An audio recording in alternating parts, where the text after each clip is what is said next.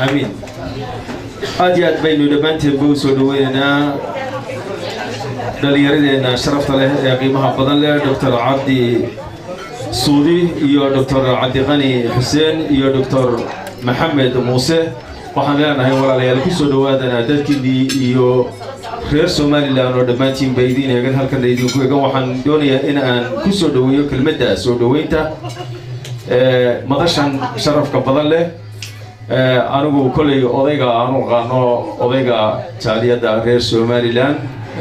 وجاس هارون عبدي رحمن أنا كسودويو ميكروفون كا وجاس سودو سو كلمة دي مناسبة دي سودوين تقولوا يدارو سودو بسم الله الرحمن الرحيم الحمد لله رب العالمين والصلاة والسلام على سيد المرسلين وعلى آله وأصحابه أجمعين أما بعد مركو هوري إلهي بما هدلي شكون كان عاوة نقو عافمان غبنا أفرده طلباتنا وحان آدي آدو بهم نقيا dadkii xilka iska saaray inay soo dhaweeyaan xafladan soo qabanqaabiyaan aad u qurux badan waxaan aynu caawa ku soo dhaweynaynaa waddanka UK khaasatan London maanta caawa dad martiya oo aad inooga culus oo waxtar waddankeennii geynaya ama inoogu qabta oo waddankii inooga yimiday oo inama dhalinyaro ah oo dhakhaatiir ah oo waddankooga aad iyo aad ugu shaqeeyey markii dambena nasiib u helay inay dowladda ingiriisku ay xaggan keento oo ay siminaar ku siiyaan waxa weeye waa wax loogu farxo waa inama dhalinyaro ah haddaan si kala qaado muxuu ahay inamada dhakhaatiirta ah inankaa muxuu agaasimaha ka ah dhakhtarka burco cabdi suudi anugu araggiisa caawa igu horeysa laakiin waxaan ka bartay media wax wanaagga uu qabto iyo sida uu shaqeeyo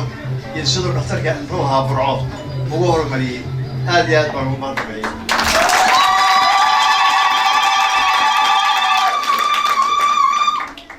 cabdiqani iyo maxamed muuse labada dhakhtare kalena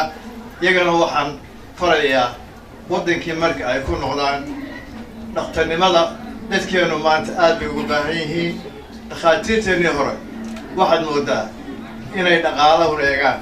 oo dhaqaalo ka shaqaystaan anugu waxaan hubaa ninka dhakhtarka ah ee maanta $2 ka qaata qofka xanuunsanaya reer Somaliland laana inuu ka sharaf badan yahay uu ka wanaagsan yahay uu xagga Allah uga dhawaanayo ka qaadanaya $20 markaan waxaan leeyahay walaalayaal waddankeennii hooyo baad ku noqonaysaan waan nii ducaynaynaa caawa hadalku waxaa weeye siyaasad la geli maayo hadalka la jiro wasalaamu calaykum waraxmatullaahi wabarakaatu بارك الله فيك هذه أبادو ما زلت ويسارون وحن جعلها هذا إن أينو مدرسة قروح ربضان لها شرف كبضان لبلان إن يشوفنو قبلها سو أجازمي أما قصة طبيعي وسين بيا نورا يهبله لشقيني دمان تودبي رمادي بان ده وحنا عمبليو وحنا كسر دوية نورا يندوني هنا كسر دوية كلمة دسيا وترحضي ونسود دوية نورا فليتفضل والله سلو السلام عليكم ورحمة الله وبركاته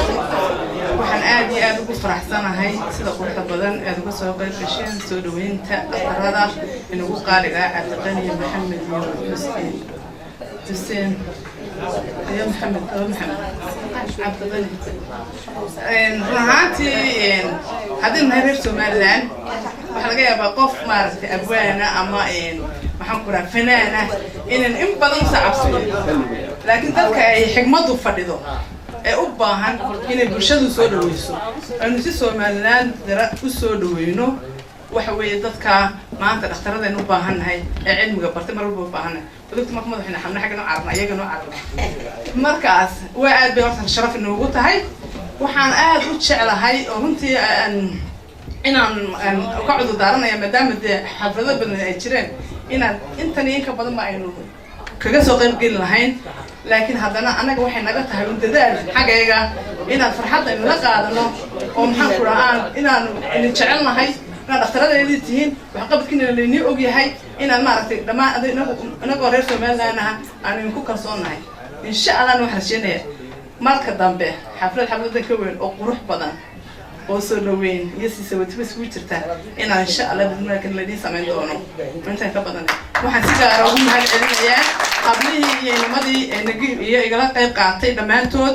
ayaan Maxamed Cashuur oo runtii aan ka maqan oo xanuunsanaysay laakiin soo socota iyo hableena kale sharafta leh ka soo wada qayb galay dhamaan waalidiinta halkan fadhida kulligeen reer Somaliland baan wadanahay alxamdulillah rabbil caalamiin wayna soo dhaweynaa gacmaha is qabsanaa marka dadka muhiimka inoo yimaadaan aynan u eegin yuu yahay halka soo jeeday qaybta ka soo jeeday waxa soo dhan naga ilaaliya si wada jira dadkeena aan garab isku garab taagno aad baan ugu faraxsan inta ka soo qayb gashay iyo inta soo haleeyay weedada aad iyo aad bay u mahadsantahay Nuura iyo garab joogayaasheeda dhammaanba oo si fiican oo wanaagsan oo hufan inoogu soo dhaweeyay xafladda tan waxaan jecelahay haddaba odayaasha isaguna ka mid ah inaan ku soo dhaweeyo mikrofoonka waxa weeyaan guddoomiyihii hore jaaliyadda SSUK Cabdilaahi Qadaafi ayaa doonaya inuu soo wada dhaweeyay dhammaanteedba iyo kalmadiisa horta marka hore waxa aad sharaf u ah dadka ka dhamaan ka soo qayb galay kulankan isaga ah aynu walaaliheen dhakhaatiirta kuna soo dhaweynayna kuna sii sugotayno waxaan aad u mahadsan dadkii soo qabanqaabiyey kulankan isaga caawa anuu kolley talaan soo jeedinaya imika kolley inamada dhaktarada ee dhalinyarta waxaan leeyahay sidaanu ilaah yeelina sababtoo ah anigu dalkii marnaan ka soo baxay duruufo jirin markaasoo waddanku si kala ahaa aanu xor ahayn laakiin imika hawshii anagu aanu qaban lahayn dalka u qaban lahayn dibadaan ku qabanay dal ajiibi aanu qabanay oo shaqeynay ama halka noqoto ama wadamo kale noqotee laakiin idinku nasiib waxa hesheen dal xor ah oo aad leedihiin waqtigan u leedihiin oo joogtaan anagu hawshiyadii dalkaan ku qaban lahayn ma inoo suurtagelin dibadaan ku dhamaysanay marka waxaan kula talinayaa qof kasta oo reer Soomaaliland wax bartay oo waliba dhalinyaro ah inuu ka faa'iideysto waqtiga oo dalkiisa u qoro wuxuu qaban karay anaguna wixii talaacno si karno maalteedna oo kala ma qaban karno wixii talaac ayaan siinaya marka qof kasta oo reer Soomaaliland oo wax bartay gabdhiyo wiilalba waxaan kula talin lahaa in dadkii ka weyn si ay yeelin dalkiina u horta wax qaban lahaydeen haddii kale waxaan noqonaysaa in aad maal raacdeen oo aad shaqada dibadda doorateen oo dadkiina gabteen iyo dalkiintii taa ogaada السلام عليكم ورحمة الله وبركاته. waxaynu ognahay jaaliyadda West London Somaliland Community oo runtii ah jaaliyad weyn oo uu calanka reer Somaliland uu ka babanayo baska iyo transportkeedu uu leeyahay calaamadii Somaliland lagu xasuusto inay haatan noqotay in ay dib boorka looga jafo ama maxaa la yiraahdaa abaabul cusub iyo guddi cusub loo sameeyo in aynu damacnay in aynu kordhino oo kobcino arrintaa ogeed waxaa caawa halkan noogu diyaariyay guddoomiyaheeni aynu wada garanayno Iid Xasan oo runtii imanka rugcadaagii soo rogaal celi noqday oo ka noqday guddoomiyaha jaaliyadda West London Somaliland Community aad iyo aad baan u soo dhaweynayaa si uu asaguna bal hadda ugu soo dhaweeyo doctoradan dhalinyarada ah asagoo oo ka soo bilaabay dhalinyaranimadiisii waxqabadka iyo gurmadka reer Somaliland bal tala iyo tusaale iyo arrimaha kale ee farayaba soo dhaw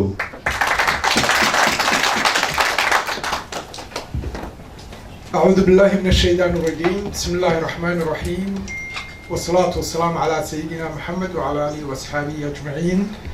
ددوينها شرفت لها هلكن إسكوغيميت قدوميها جالية Somaliland Society UK إن نور قدوميها إن حسب قوتني إن دكتورة مرتدى إنوا دكتور عبد السودي إبراهيم أقاسمها جود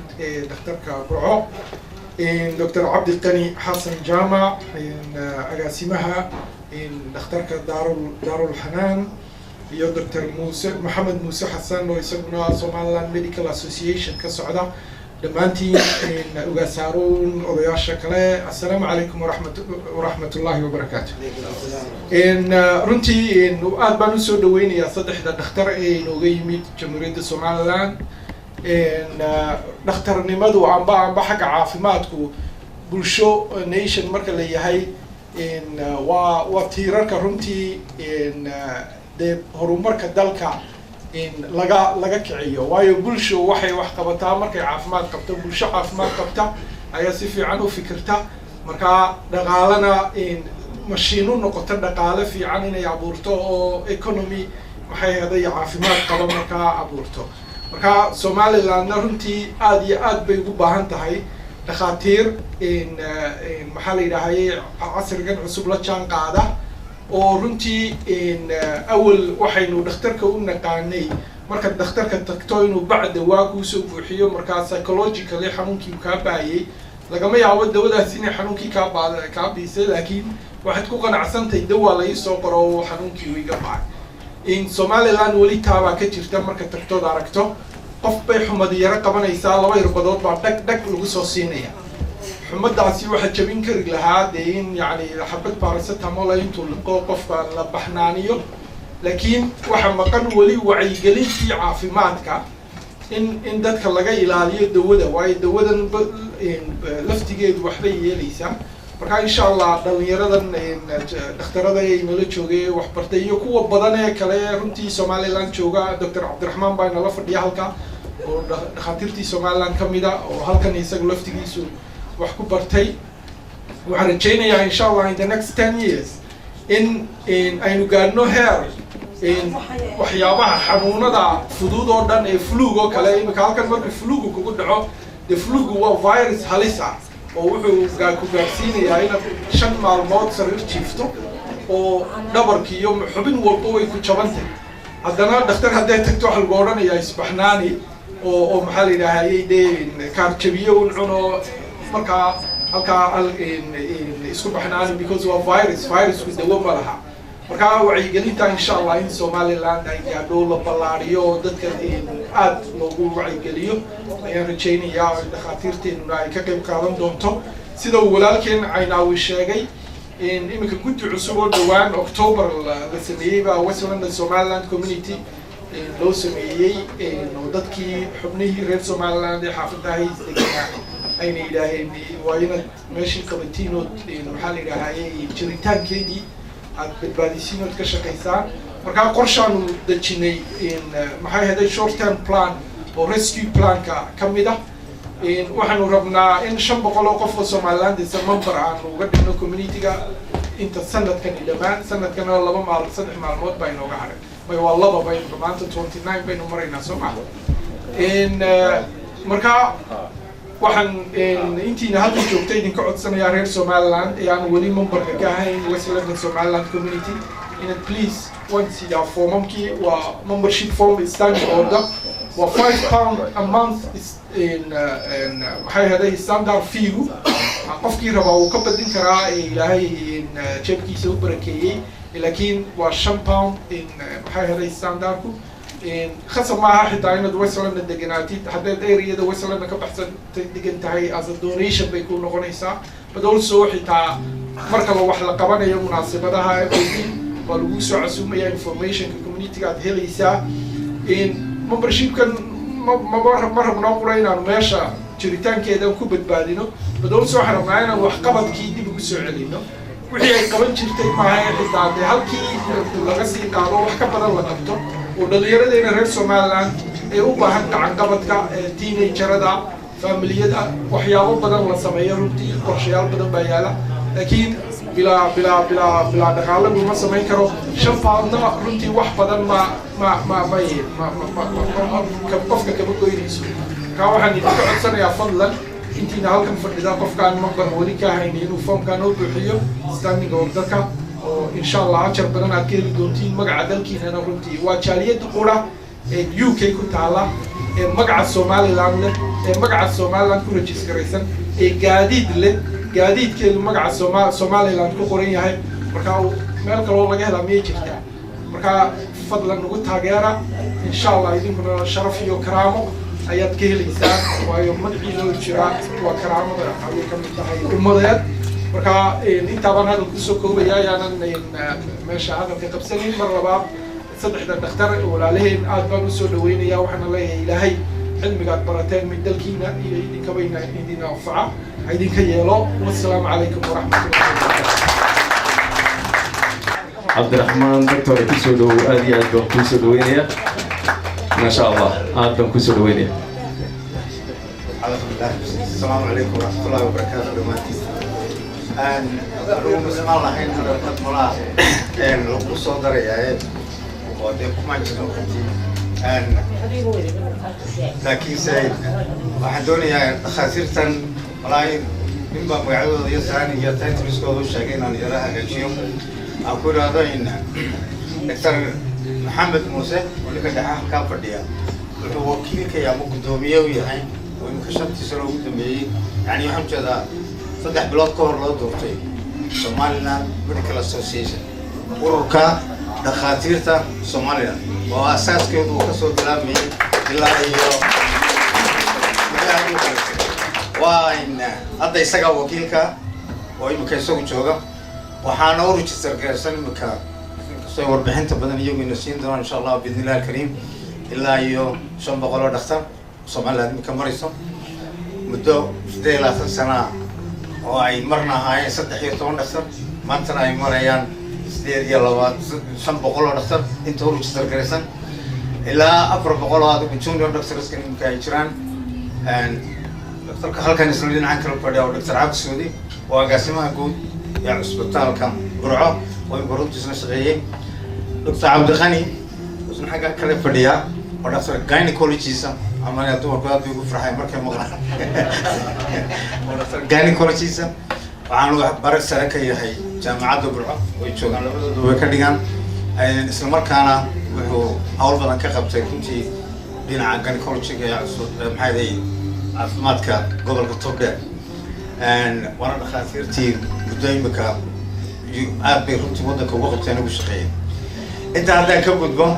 kollay soo dhaweyn aad u qiimo leh oo sameysaan jaaliyadda Soomaaliland kulligiin waana ku mahadsantihiin runtii intii soo qabanqaabisay iyo intii isku dayday inay xafladan soo qabato dhakhaatiirta waxaan oran lahaa wada aragtaan dadku sida idinku helayeen iyo sida runtii la isugu kin soo ururay loo sabablay waxaanay doonayaan inay idin mahad celiyaan rasuulku calayhi salaatu wasalaam wuxuu يعني قفك إسلام كوي حكولي هاي تصدق بور بحق كولي مركو في الدسوء إن تكتر هذا أدو إلهي ومهد نقول الحمد لله إن تكتر هذا يرحمك الله أدو دينتانا إن تراعد الجناسة ديزا أسكي سنوات كخيب كشو أدو حنوصدنا إن تصوب بوقته وأدو تكتر أخسرك وعقلوك ترى رسولك عليه السلام وينو يلي يعني قفك كصوب بوقته أنت حقولك شوقه وحلالي حتى هدو بينو كشكيو وحلو قرياج يعني وين تبغى قشوا وجهه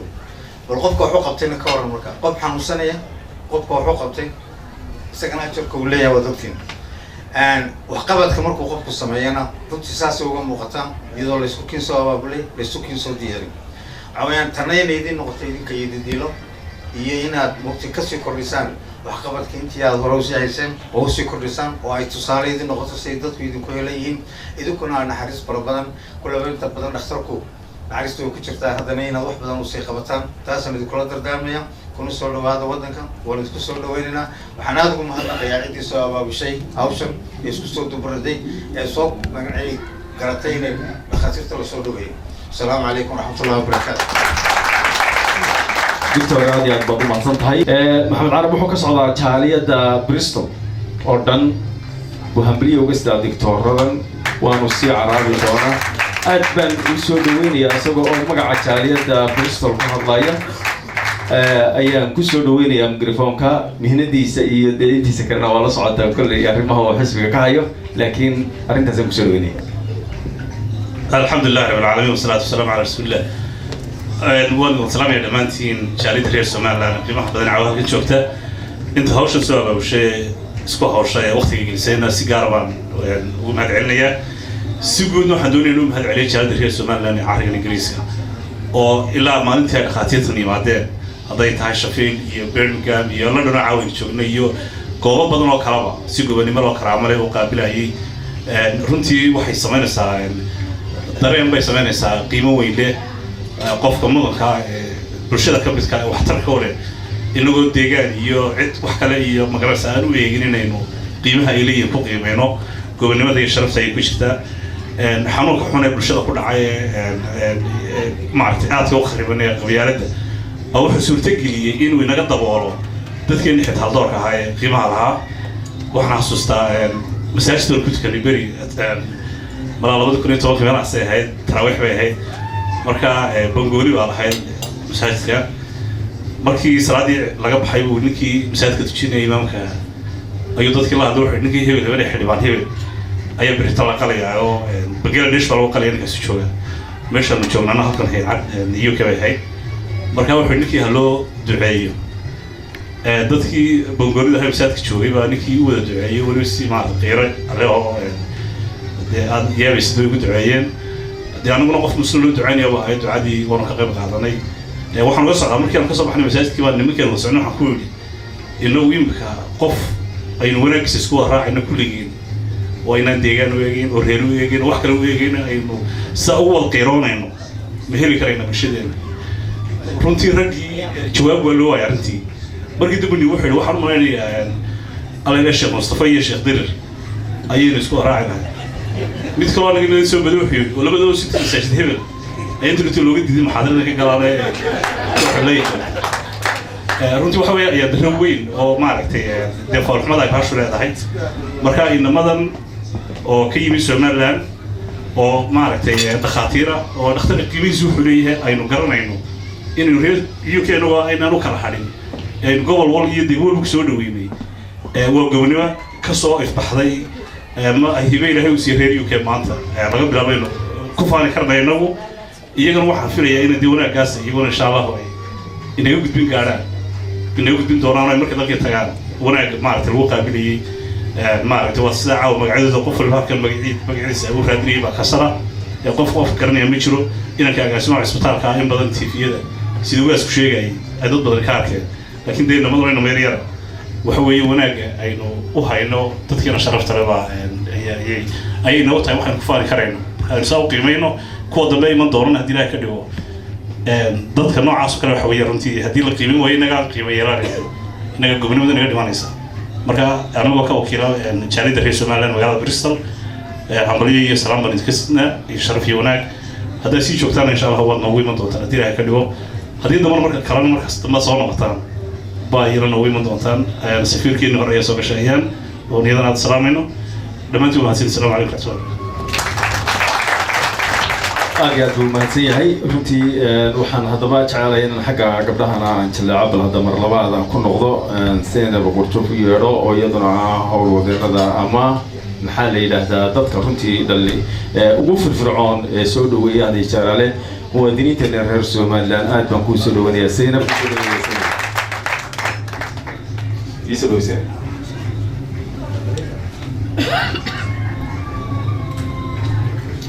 السلام عليكم ورحمة الله وبركاته. عاد بندين سلام يا دمان بالشوين تهلكن السجود تبيه هواك يجرب قبله إن سودوين تا إن دالين يردن ولا لدن أرد ما يدوين كوا وين حويان دالين يردن ما شاء الله دخاتير تا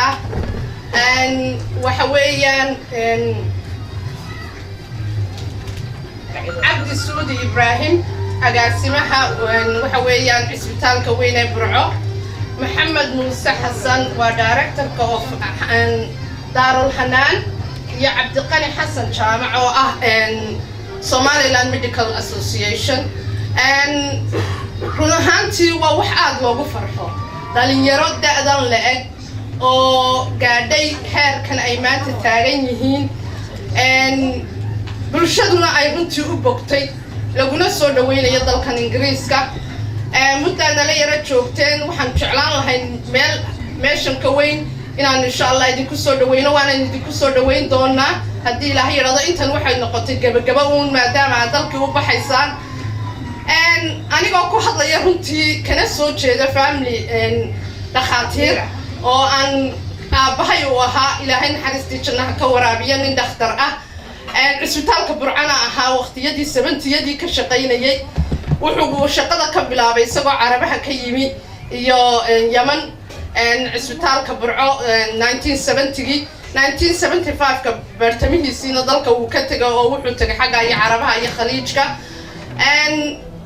farmasi baan ku lahayn burco farmasiga aniga wuu iga cimri weynaa isaga oo farmasiga jirana waanu ka nimi wadanku intuu burburayo muddo burburkii raacay marka aniga ku hadlaya generationkii saddexaad baa tihiina yacni ka soo gudbay waqtigii aabahay Allah u naxariistay uu dhakhtarka ahaa aniga qudaydu waxaan bartay fiilka caafimaadka laakiin waqti uma helin aan ku shaqeeyo idinku dalkiinii iyo bulshadiinii iyo dadkiinii ayaa wax tarteen magacna waa ku leedihiin magaciinuna kor buu u baxay waxaan jecelahay in ilaahay horta waxa haysan uu idin la qabto bulshadana aan u naxariisataan wax badanna waa dalka waa geliseen generationka idin la mid ah iyo kuwa idin ka sii yarna inaad dhiiri gelisaan sida maaragtay ay idinku wax qabadka u keenteen iyaguna ay u keenaan annagana de waqtiga iyaga halkan aan ku dayacnay bal inaan dalkii wax gelino ilaahay ha nagu sima annagana waan idin soo wada dhaweynaynaa saddexda dhakhtar ee dhalinyarada ah Maxamed iyo Cabdiqani iyo walaalkay kale anigoon walaal idin oranaynin habar yar ama eedo aad baan idin soo dhaweynaynaa insha Allah bismillaahi kariim dadka kale aan u dhiibayaa maaragtay microphone-ka hadda waxaan idin guddoonsiinaynaa insha Allah hablaha halkan isugu yimi iyo habla maqan bahadiyadii ay maaragtay idin ku tala galeen aadna waan idin soo dhaweynaynaa waana ما شاء الله ميلان بتشوفين ما بلا طوا كاست بوا وبحبايد بروحية هديدين ويشوفان إلى هكذا بدن حسيو أنا يرو قدوميها UK حسب وطني محمد علي أيين دمانتي بسوق دلويدنا عادي أدم كيف دلويدنا قدومين كله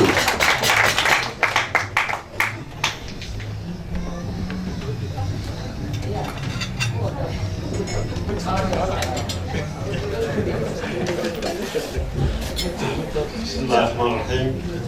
الحمد لله رب العالمين والصلاة والسلام على رسول الله صلى الله عليه وسلم دمانتين dadweynaha reer Somaliland ee madasha isugu yimi waan idin salaamayaa assalaamu calaykum waraxmatullaahi wabarakaatu marka hore waxaan mahadnaq u gudbinayaa runtii aan aad uga mahadnaqayaa hablaha iyo wiilasha soo qabanqaabiyey xafladan aadka u sharafta badan leh ee kusoo dhaweynayaan wiilasha dhakhaatiirta ah ee inooga yimi dalkii aad iyo aad baan horta marka hore hablaha iyo wiilashaba usoo dhow ayaan ugu mahadnaqayaa marka labaad waxaa iyana dadka ka soo qayb galay dhammaantood oo de hablaha inaga badan oo weliba de habluhu meesha ay sidii uu horena u sheegay caynaawi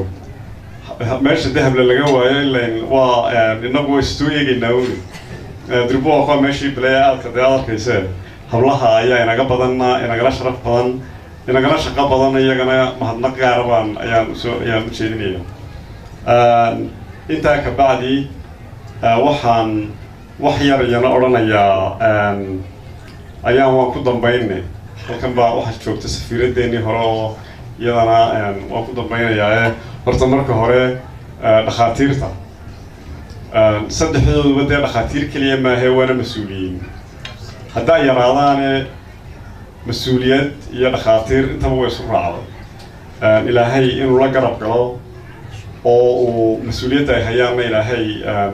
la garab galo ayaan ugu ducaynaya waxaana kula dardaarmayaa dalkii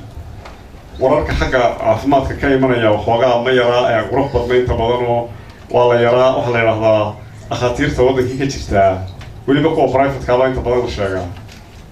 waxay yaro noqdeen xagga way yara lacag jecel yihiin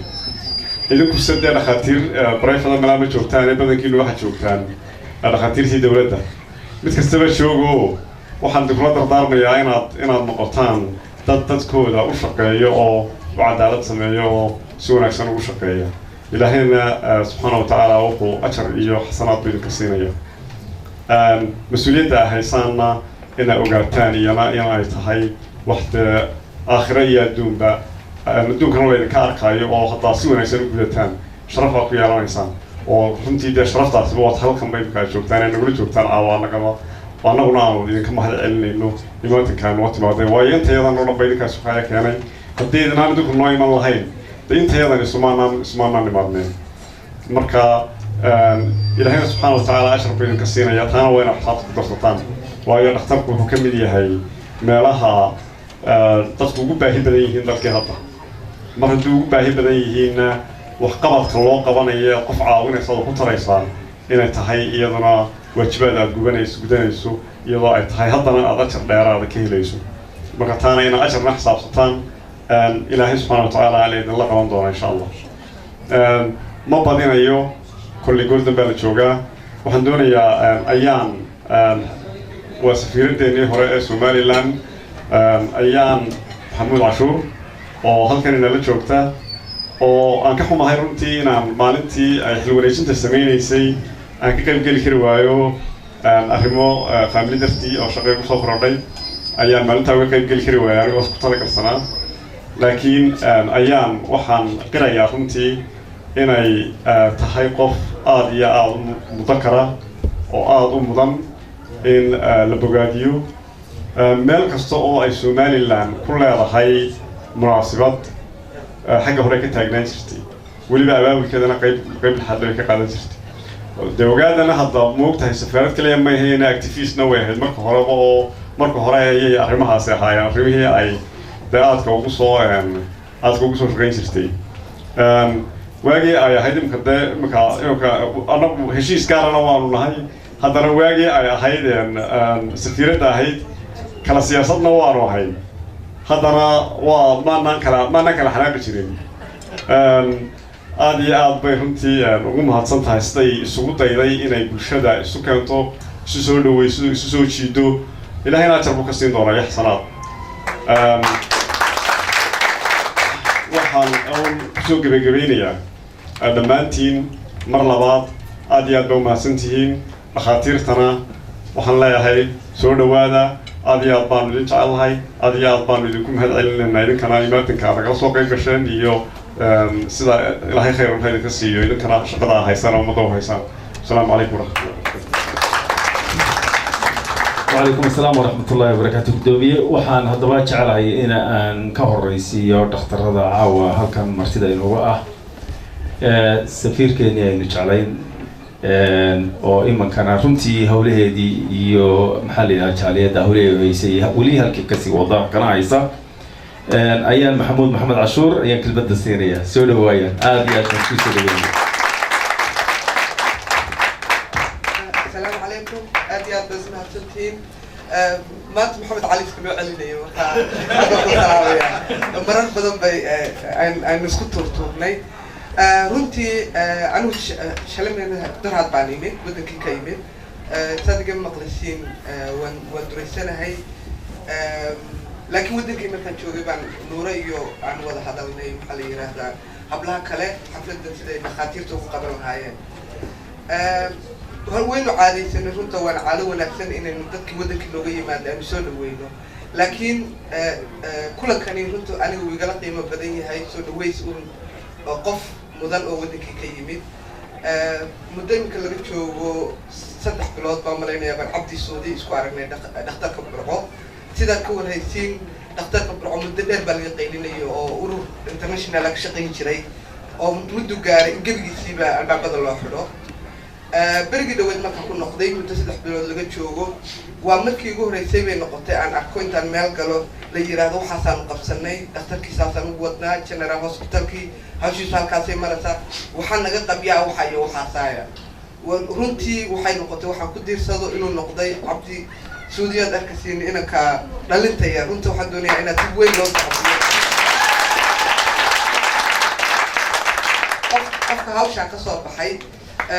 markaana wuxuu ka hadlayay arrinta ah sida la socotay marka waxay leedahay the general hospital iyo mental health hospitalka marka isaga kulaba shaqadiisa faahfaahsan ma siin doono iyo dhakhaatiirta kaleba laakiin wuxuu ka sheekeynayay in uu dhakhtarka general hospitalka uu quudiyo maanta uu ku filan yahay mental health hospitalka oo sidii loogu baryi jiray aan loogu bariyin markaa wuxuu lahaa wuxuu ka sheekeynayay qabyanimada ka haystaa dhanka dawooyinka markaa wuxuu sida aan dawooyinka aan wax uga qaban lahayn markaa waan weydiiyey maxayna ku kacday wuxuu yidhi magaaladaanu galnaa marba company baan noogu deeqa 5,000 bay ku kacdaa isaga sixi doona markaa runtii aad iyo aad bay taabatay waxaana jeclahay inaynu kolleyba aynu dhegaysan uune mashruucyada iyo baahiyaha taagan dhakhaatiir badan baa waddanka joogta halkaa jacayl baa soo fadhiya laftigiisu in la isku tago inta weliba ka shaqaysa healthka sidii aanu baahiyaha dhakhtarka keliya barco maahe dadkii wax qabsada runtii aniga waxay soo jiitay wixii maxaa dabkii baxaya dab lagu daartaa marka waan ku ammaanayaa project aan iska wada gacan qabano dumarow wad maqlisiin watii la cadcalina lahaa dumarku baa wax qabtee aanu halkaa aan hawshaa ka qabano intaas rabaa inay idhaahdo soo wada dhawaada cabdiqani maxamed cabdi soo wada dhawaada kuma oranayno walaalo siday sheegtay walaashay habaryar baa ku idin wada nahay iyo abtiyaal iyo adeerayaal aad iyo aad baad wada mahadsantihiin marwa ayaan maxamed cashuur aad mahadsan tahay waxaan soo gaadhinay haddaba inaynu madaxdeena mas-uuliyiinteena waxaa jirtay in doorasha ay ka dhacday jaaliyadii guud ee SSUK sida ay idin ogsoon tihiin dhowaan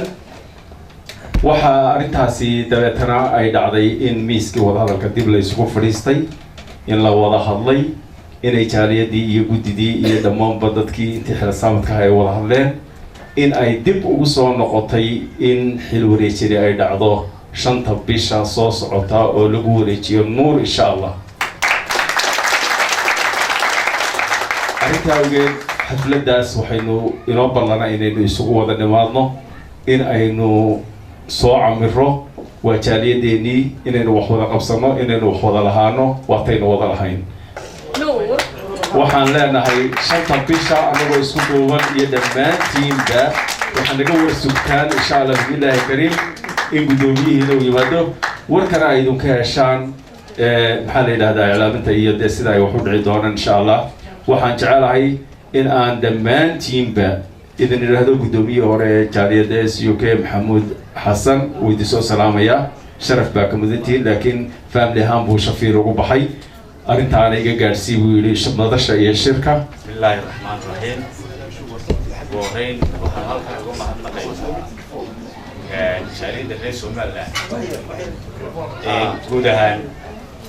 muddadii aanu ingiriiska idinku nimid sida qiimaha leh ugu soo dhaweeyaan meel kasta aan tagno iyo meel kasta aan joognaba runtii sida midaysanay weliba noo soo dhaweeyeen ayaanu aad iyo aad ugu mahadnaqaynaa waxaa kalena aad ugu mahadnaqaynaa hablihii iyo wiilashii iyagu soo agaasimay xafladan caawa iyagana aad iyo aad ugu mahadnaqaynaa runtii annagu dee dalkii baan ka nimo markii hore idinmay soo gaari jirin baan malaynaya dad arrimaha bulshada ka shaqeeya siyaasiyiin baa idin iman jirtay odhan jiray xafiisyada UK baan boorka ka soo tumaynaa waan malaynaya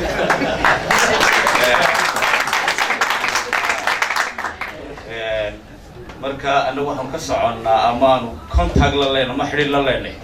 bulshada reer Somaliland inta ugu jirecsan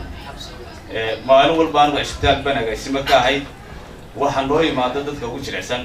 kuwii abaaruhu ka baxeen kuwii caafimaadka kari waayay kuwii caafimaadka private-ka kari waayay dhammaan waxaan ugu yimaadaan isbitaalka runtii dadka qoyskooda ama codkooda idinka ma soo gaadho idinka mala siyaasiyiinta iyo odayaasha iyo waxaas unbaa TV-da ka daawataan kuwaasaan maalin kasta u shaqaynaa iyaguna baahi badan qaba markaa mar labaad iyo mar saddexaad waxaan u mahadnaqaynaa jaaliyadda reer Somaliland haddaan warbixin idinka siiya isbitaalkan guud ee Barcaan joogo runtii dadku waxay yidhahdaan cabdu suudo waxbaad qabatay muddadii aad joogtay waxbaad ka qabatay anigu waxaan ku idhahdaa waxaan ka bilaabay dadka horta marka hore dadkan isbitaalka ka shaqeynaya haddaan soo kala dhawaysto haddaan iga u kala eexdo dee lugtay qabanayaanana waxba qaban maayo yacni runtii markii taasina waxay keentay 200 ilaa 300 qof baa ka shaqeeya isbitaalka guud ee magaalada Barco inay iyaguna fariintii gaadhsiiyaan magaalada eedhada ninkaas uu shaqeynaya waxa lala qabto inay ganacsatada wax nala qabato inay culimada wax nala qabato in dawladdu wax nala qabato marka waxayga bisko cad noqonay runtii dawladuna madidii imkaan joogay waa dhiski u badnaa isbitaalka Barco waxa la dhisay 1948 baa la dhashay xilligii Ingiriisku dadku gumaysan jiray dhiskii u badnaa laga dhiso iminkaa sanadkan 18 ayay dowladdu noo dhistay sanadkan 19 ayay dowladdu noo dhistay oo iyadana waan ugu mahadnaqaynaa marka waxaan wax ku qabanay waxa weeye waa iskaashiga bulsho iyo dowlad baanu meel wada jeesanay baan la ku qabanay runtii sida ayaan idiin sheegaysay isbitaalkan Burco 3 qaybood ka kooban waa qaybtan ku daweyna dadka maskaxda ka xanuunsanaya iyo qaybtan dadka TB qaba lagu daweeyo iyo qaybtii kale cudurrada guud iyo xanuunadii kale oo dhan lagu daweeyo ayuu ka kooban yahay waxaan ugu jilicsanay qaybta dadka maskaxda ka xanuunsanaya wax lagu qabto waxa iyada bariga hore gacanta ku hayn jirtay jaaliyada reer Soomaaliya laakiin muddadii 2 sano u dambeeyay farahay ka qaadeen jaaliyada reer Soomaaliland ayaa gacanta ku hayn jiray anigu muddooyinka sanadii 8 bilood baan xilka hayay aan joogay laakiin sida warka ku helay waxa isbitaalka kharashkiisa bixin jiray ururada reer Soomaaliland oo qurba jooga ayaa bixin jiray marka sida ayaan idin sheegtay haddii idinku maanta reer Soomaaliland jaaliyada joogtay inuu ka gacanta isqabsato kharashka ku baxaya waa wax yar weey dawladdu ma kari waayeen waa bixin kartaan waxa ay wax ka badan ba dardaaran badan ay halkan waa naga siisteen oo kale waxa la yiri dhaqaatiirta reer Soomaaliland bacad dawada dadku bixiyaa ayaa bulanay beedo laga lahaa idinkana caawalkan dardaaran baan idinka siinaynaa waxaan leenahay waa danta reer Soomaaliland laga shaqeeyo oo danta arrimaha bulshada laga shaqeeyo waa isku soo dhawaanaysaa siyaasad ka shaqeysaan idinkuna waa ku kala fogaanaysaan annagana waxba na tarimaysaan cid kalena wax tarimaysaan laakiin arrimaha bulshada ka shaqeeya baan caawin faraynaa taas ay idinkana idindana bulshadana idin aakhiriya dubadeedana idinkuna isku soo dhawaanaysaan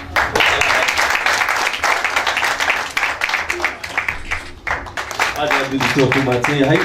runtii waxaan doonayaa iminkan inaan ku soo dhaweeyo Cabdiqani Xuseen ayaan doonayaa inaan mikrofon ku soo dhaweeyo Cabdiqani Xasan ayaan ku soo dhaweynayaa aad iyo aad baan ku soo dhaweeyay Cabdiqani Xasan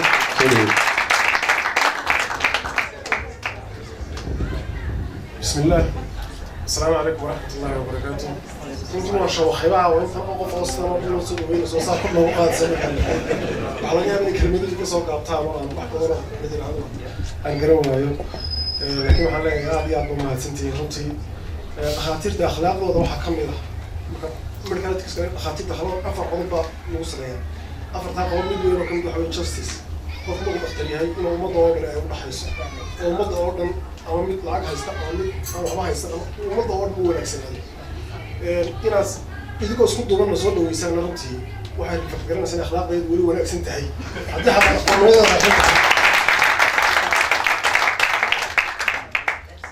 ترى أفرمتي وما هتسنتين عبد الله يقول أرمها بالشدة أو كشط أنا رمتي ومركز قابل السياسيين من نقطة أصلا خطيرتهم ما ضحوا لك عبور الغطاء وما قمتان وحال لكم حالات بدن وأوبا هني يقول تلا لسه بس هذه حياتك كين وحلا برا إذا عافمات كود إن الجوار الشقية إذا طلعوا الصناعية أو حوار بين قفر بحلول كروي على إذا نظيفة نسيه إذا تسكين المعرضين هذا جودي يقون تودي كل رقم لكن هذا واحد عن تحسس وحنو جودي إذا كحولينه ولسه نقدر كشلنا ولا جاي على مستقبل كان سياسة ضرورة ثاني ضرورة ثاني عليها من وحنا نزول كلي والله شغله يوحنا طبعا لا ترى الله حلو أو صور سكرية كل أنت هيك بدران وما تنتهي كبدران هذا مجرته سيدا أتكلم هو قادر أن واحد جالسين أنا ولا مدة نشقينه يوم وحنا قعدت بانينا قديم هذا يصير أي ترى نفرد وطاي ممكن يقدر نتعدي على يراهو يا رب ما تنتهين thank you so much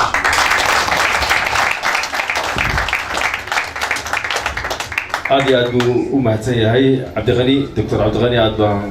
ku salaameynaa waxaan imankana soo dhaweynaynaa Dr. Maxamed Muuse ayaan soo dhaweynaynaa Dr. Sodhu aad iyo aad بسم الله الرحمن الرحيم aad iyo aad bad ugu mahadsantihiin soo dhaweynta noo samaysaan London hadday tahay iyo hadday tahay Birmingham iyo Sheffield laftigeeda inta soo dhaweyn fiican oo kala kulnay aad iyo aad bad ugu mahadsantihiin Bristolna saas oo kale wax isla taga hadday noo suurto gasho inta weynka ka hadhay oo niman doona insha Allah haddii kalena aad iyo aad bad mahadsantihiin soo dhaweyntii waxaan kaloo mahadnaqayaa hablihii soo diyaariyey iyo nimadii soo diyaariyey kulankan caawa idinkuna aad iyo aad baad mahadsantihiin anigu haddaan isku kun sharaxo magacaygu waa doctor maxamed waxaan ahay gudoomiyaha ururka dhakhaatiirta somaliland halkan caawa su-aalo badan waxaa la iska weydiinayay tayada caafimaadka dalka doorka ay ku leedahay dowladdu doorka privateku ku leeyahay iyo waxyaabo badan oo la xiriira tayada caafimaadka adeegyada caafimaadka la bixinayo runtii 28 sano ugu dambeeyay dalka haddaad eegto ood u barbar dhigto halku taagan yihiin caafimaad ahaan annaga haddaanu nahay dadka gudaha ku nool waxaanu arkaynaa isbeddel aad u badan marka la eego dhimashada hooyada iyo dhallaanka bixinta adeegyada caafimaadka waxa la qabtay waxa weeye waxaa runtii tii oona dunidu inta badan ina siinayn waxa ugu aad u badan taa laftigeedu waxay u baahantay inaynu ka garowno oo u mahadnaqno dadka halkaas soo gaarsiiyey haddaynu dhinteena aynu u dacayno haddaynu noolyihiina ay sii wadaan dadaan intii horta aynu halka joognay waxaan la kulannay ururka dhakhaatiirta ingiriiska oo anuu gaar ahaan aanu ku socday marka laga reebo agaasimahoo u socday hawlihiisa kale iyo dhakhtarka oo isaguna u socday hawlo faraafida ururka dhakhaatiirta ingiriisku waxyaabaha ugu weynaan ka wada hadalay waxaa ka mid ahaa in dhakhtarka reer somaliland ee dalkan jooga uu ka shaqayn karo dalkan ingiriiska ilaa haddana hal dhakhtar baa inooga shaqeeya dalkii kasoo qalijibiyey kaasoo qaatay liisanka NHS-ka iminkana ka howlgala magaalada halkan London ka howlgala taa macnaheedu waxa weeye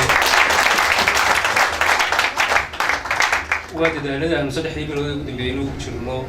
inaan kor u qaadno xiriiriyada caalamiga ah ee ururka dhakhaatiirta Somaliland la leeyahay ururada ama Afrika ama Yurub intaan halkan joognay sidoo kale waxaan la kulannay London School of Tropical Medicine and Hygiene oon kala hadalnay iyaguna inay siiyaan tababaro takhasus ah ay siiyaan dhakhaatiirteena waxaana wax lagu farxaa in sanadka soo socda ay ku talageli doonaan inay noo xidhaan ama hal qof ama 2 qof insha Allah waxaan intaa ku xigaa waxaan la kulannay kollejiyo ay ka mid tahay Royal College of General Physicians qolo la yidhaha Medicine Africa iyo British Medical Journal iyada laftigeeda wacyigelinta dalka haddaad ogtihiin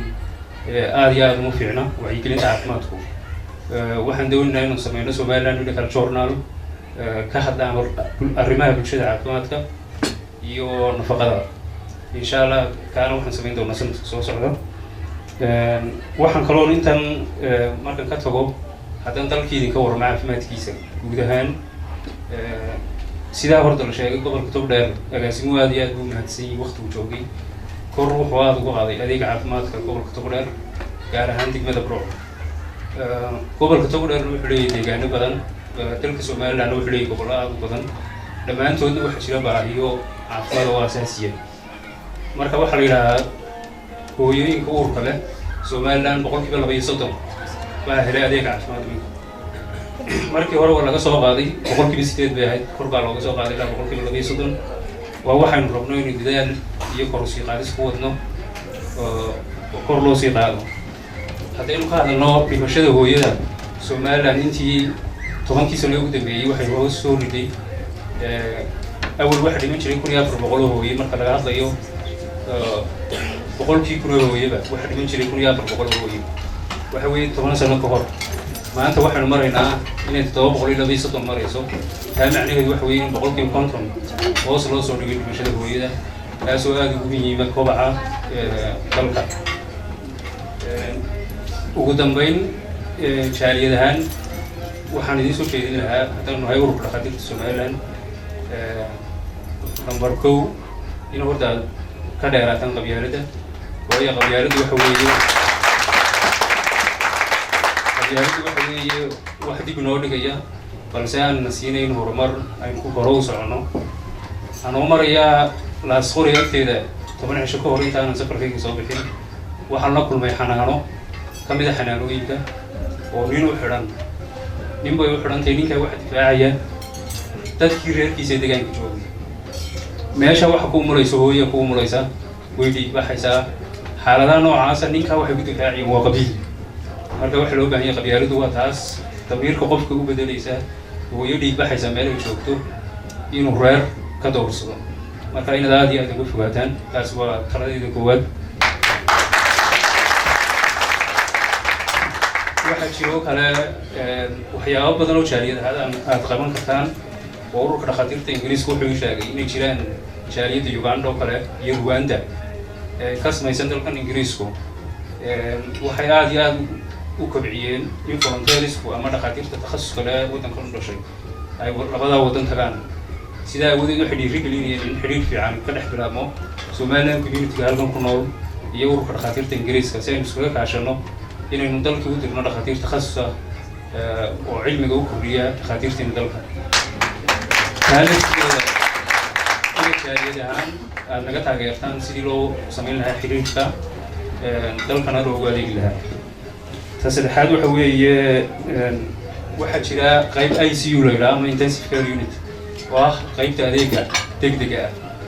dalkii haddaad ogtihiin waxa kor u kacay macaanka 10 sano ugu dambeeyay macaanka dhiigkarka kansarka waxaasina ma aha cudurro aqoon badan aynu si lahayn markii hore taasi waxay u baahan tahay in la furo intensive care unit lixda goboleed Somaliland laga furo iminka waxay ka furan tahay Maroodi Sheekh waxay ka furan tahay isbitaalka weynaha Hargeysa Dr. Cabdi Suudu mahadsan wuxuu soo kordhiyay ICU-ga gobolka Togdheer waxaan u baahanahay ICU-da waxay u baahan yihiin mishiino aad u waaweyn oo qaali ku ah in wasaaradda caafimaadka oo kale ay iibso halkan waxaanu ka helaynaa mishiino badan oo aad u badan oo tayo leh inagoo kaashanayna ururka dhakhaatiirta ingiriiska haddii aad heli karaysaan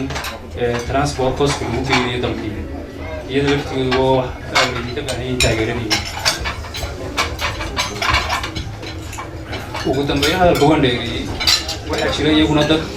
xagga maskaxda ka xanuunsanaya Somaliland sida ogtihiin Somaliland waxaa lagu qiyaasaa in 3 qofba hal qof la nool yahay xanuunada dhimirka taasi ma ahayn dacaayad sida media ay gelisay runtii ma ahayn wax la iska lahaa waa cilmi baaris lagu sameeyey oo WHO samaysay taas macnaheedu waxa weeye in dad badan dalka joogaan oo la nool cudurka dhimirka ciday taageero u baahan yihiin waa inaga dadkaas ma haystaan wehel ma haystaan qofka hadduu xanuunsado Somaliland waxaa la yidhaha qofkaasi ka soo horeyn ma leh marka inagu haddaad tihiin jaaliyadaha qof kastoo idin ka mid ah ama reer kastoo idin ka mid ah halkan ku dhow qoys kastoo idin ka mid wuxuu kafaalo qaadi karayaa hal qof oo xanuunada dhimirka ah ama dawadiisa ama cuntadiisa ama dharkiisa taasna waxa weeye mid laydinka fadhiyo taageeradeeda laftigeedu waxaa kaloo jira carruur badan oo la nool cudurka macaanka ilmaha yar hadduu la nool yahay xanuunka macaanka wuxuu dhiman karaa wax ka yar hal saacad buu dhiman karaa anoo maraya meel yuuba la yidhaahdo iminka bishii hore waxaan la kulmay ilma yar macaankiisu aad kor ugu sarreeyo ilmaha yar hooyadii markaan weydiiyey waxay ku tiri bariisba uma hayee sidaan insulin ugu iibin karaa bay tiri marka carruurta ilaa hadda Hargeysa waxaa lagu hayaa carruur boqolabaa lagu hayay konton waxaa damaanad qaatay shirkadda Telesom kontonkii kale laftiisa damaanad qaadkiisa waa mid idin kale idinka fadhiyo sida halkaa waxaa fadhiyo Dr. Cabdiraxmaan Shariif oo fadhiya oo habeenkii la joogay Maasoor iyada laftigeedu kafaalaqaadkeedu waa wax laydinka fadhiyo haddaad karaysaan aad iyo aad bay mahadsantihiin hadalka waan ku dheereeyey waxaana idinka mahadnaqaya kasoo qaybgalka iyo sida fiican aad noogu soorteen wasalaamu calaykum waxaynu bixin doonaa waynu marti sharafkeena siin doonaa shahaadooyin sharaf ay ugu talagaleen jaaliyadeenna reer Somaliland khaasatan dhinaca gabdhaha ay sida wacan uga soo shaqeeyeen aan u yeedho Dr. Cabdi Suudi Ibrahim ayaan idhaahdo soo dhawow aad iyo aad baan ku soo dhaweynaa sida sharaf kale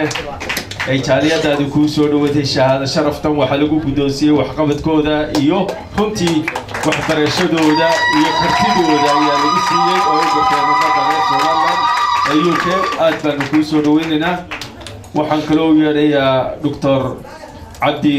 Cabdiqani Xasan Jaamac ayaan doonayaa inaan soo dhaweeyo aad iyo aad baanu kuu soo dhaweynaynaa doctore maasha Allah barakallahu fiik sida wanaagsan aad iyo aad baad